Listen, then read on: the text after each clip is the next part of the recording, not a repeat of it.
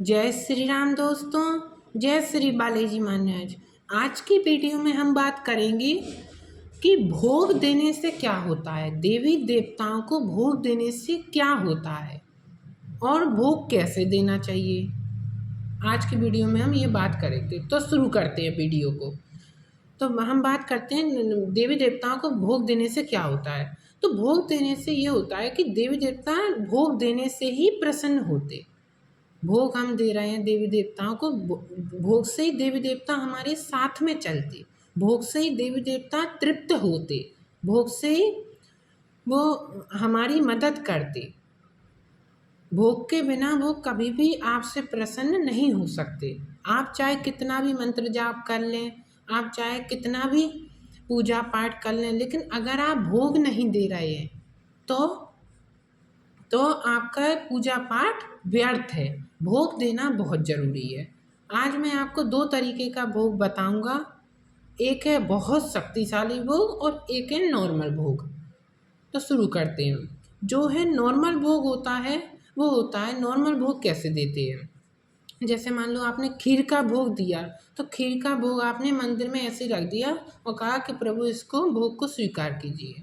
भोग किस किस को देना चाहिए, मैं अपनी बात करूं, मैं देता हूं अपने इष्ट देव को, कुल देवी देवता और घर के पितृ, इनको मैं भोग देता हूं और इन्हीं को भोग देना चाहिए। इष्ट देव अपने हो गए जरूरी, कुल देवी देवता और हमें हमारे जो घर के पितृ हैं इनको भोग देना बहुत ज़रूरी है।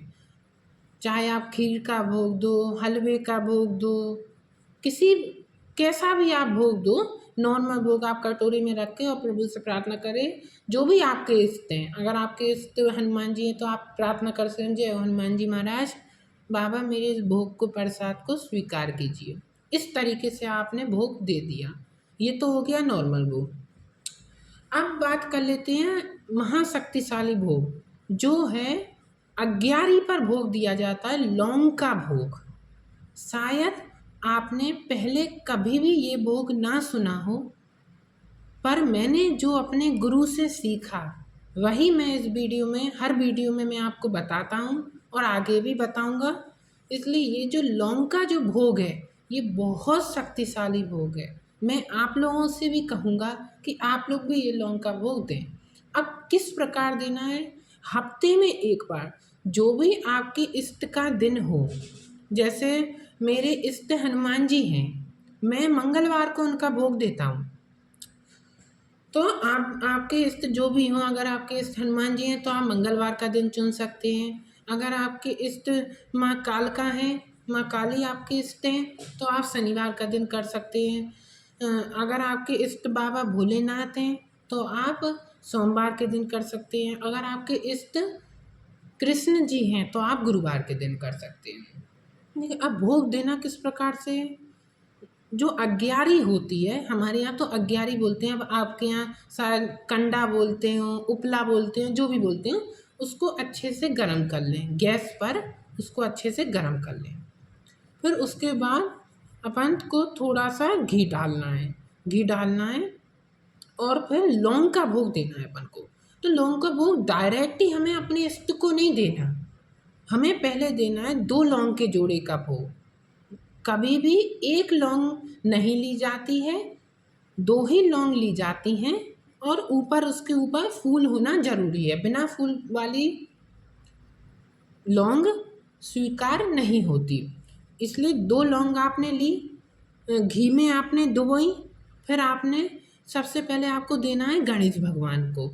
अगर आपको गणेश भगवान का मंत्र आता है तो आप मंत्र से कर सकते हो, नहीं तो आप वैसे भी, जैसे मैं आपको बताता हूँ। 2 लौंग के जोड़े जो आपने लिए, घी में डुबाया, ओम गंग गणपति नमः, ओम गंग गणपति नमः, ओम गंग गणपति नमः 3 बार ये मंत्र बोल करके और गणेश भगवान मेरे ये 2 लौंग के जोड़े के भोग को स्वीकार कीजिए और उस अग्यारी में अपन को डाल देना है।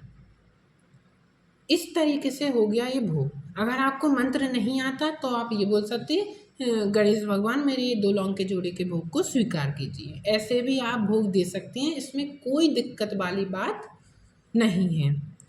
इससे बहुत अच्छी कृपा, बहुत, ये भोग आप ये समझ लो, ये भोग बहुत ज़्यादा शक्तिशाली है, बहुत जल्दी शक्तियों को जागृत करने वाला ये भोग है। बहुत जल्दी इससे शक्तियाँ जागृत होती और आपकी तरफ आकर्षित होती, बहुत जल्दी ऊर्जा में वृद्धि होती है आपके।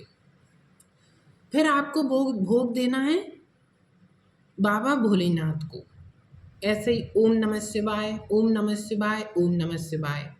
बाबा भोलेनाथ मेरे 2 लौंग के जोड़े के भोग को स्वीकार कीजिए। बाबा भोलेनाथ को दे दिया आपने, ठीक है। फिर तीसरा जो भोग देना है वो अपने कुल देवी माँ को। कुल देवी देवता के बारे में भी मैं आगे की नेक्स्ट वीडियो में बात करूँगा। अभी मैं आपको भोग के बारे में बता देता हूँ। जो आपकी कुल देवी हो उनको आपको भोग देना है। अगर आपके कुल देवता हैं तो आप कुल देवता को भी दे सकते हैं, अगर कुल देवी हैं तो आप कुल देवी को दो।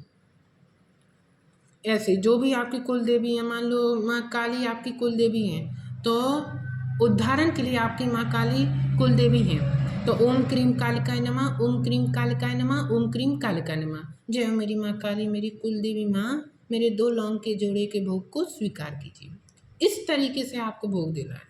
फिर आपको देना है, अगर आपके इष्ट हनुमान जी हैं तो आपको हनुमान जी से पहले राम जी को भोग देना है।